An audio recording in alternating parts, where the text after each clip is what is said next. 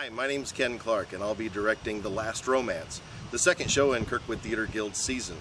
I've been involved in community theater for about 20 years. Started in high school and thoroughly enjoyed what we were doing at that level, and my drama teacher got me involved in set design, and that really became my love of helping bring these shows to life. And so I've been on stage, I've been behind stage. This will be my first directing experience for KTG. I directed last summer's summer musical for Hawthorne players called Annie. And for Kirkwood Theatre Guild, you may have seen a show that I was technical director for called Noises Off.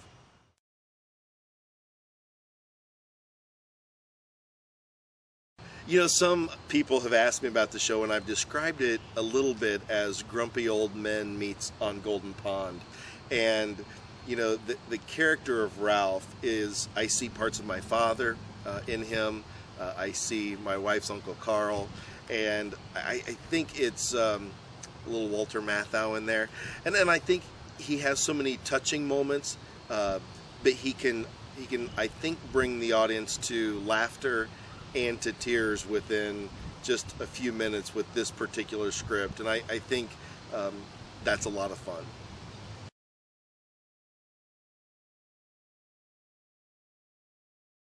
Joe DiPietro, the author of this script, who's known for I Love You, You're Perfect, Now Change, and Memphis, he has an ability to write a story where the characters are relatable, but it's their history with each other that brings power to who they are.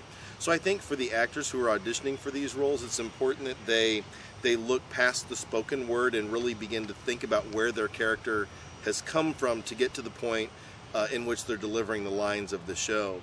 And as far as the audition process goes, I will probably coach the auditioners for certain elements of that to see how they grow, but obviously I'm willing to see what they bring to each of those characters just in how they've read that script and their interpretation.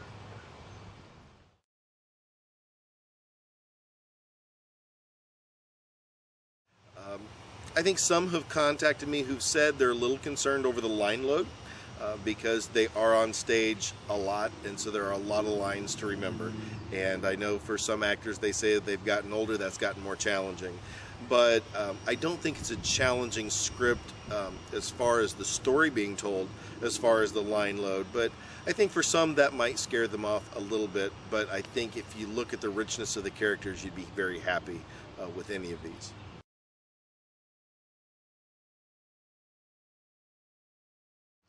For this show, this is a play with music, so the character of the young man sings really at scene changes as well as at beginning and end of some of the scenes.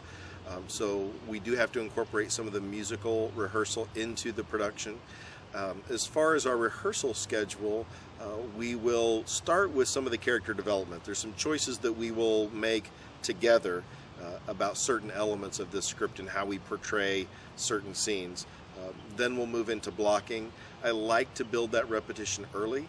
We will get through so everybody understands the whole show, and then we'll go back and work the more challenging blocking sequences, and then we'll start to refine small movements. This is a show that takes place mostly in a park, and there won't be a lot of what I'll call significant blocking, and the actors will actually start to feel around with what's comfortable to them, and we'll work around. But in this particular show, I'll be giving the actors a pretty long leash, which sounds maybe inappropriate given it's a show about a dog. Well, it's not about a dog, but there's a dog in the show. But we'll have a pretty long leash to take in the blocking of this particular production.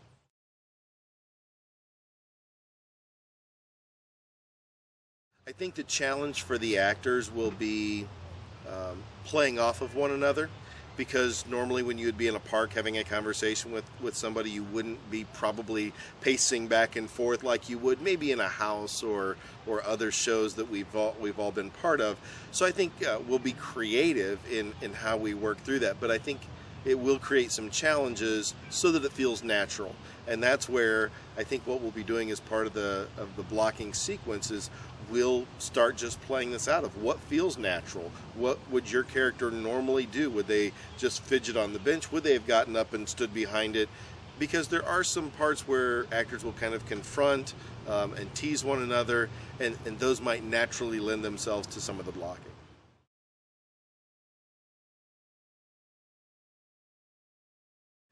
This is a show that I think people will leave starting to ask questions of maybe the people that they've come to the show with.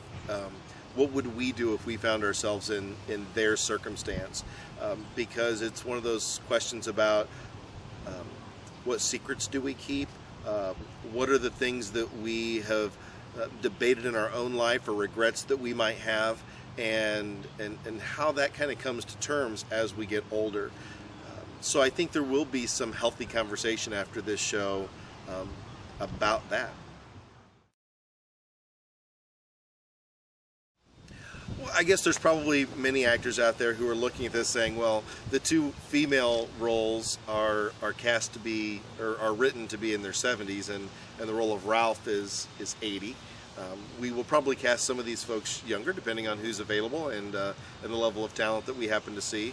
The young man would be in his 20s. The critical criteria there is that he is classically trained as an opera singer, and that is a talent that we do need for the show. So there are probably actors out there that you're thinking there really isn't anything in this show for me, but what I would ask that you consider is one, to come out and support the individuals who are cast in this show, just as part of our theater community, to be part of the audience. But there's always opportunities at Kirkwood Theatre Guild to volunteer, whether that be in ushering, helping us build the set when we move into the theater, or paint. So if you're interested in this show or working with me, please get involved in some way, shape, or form.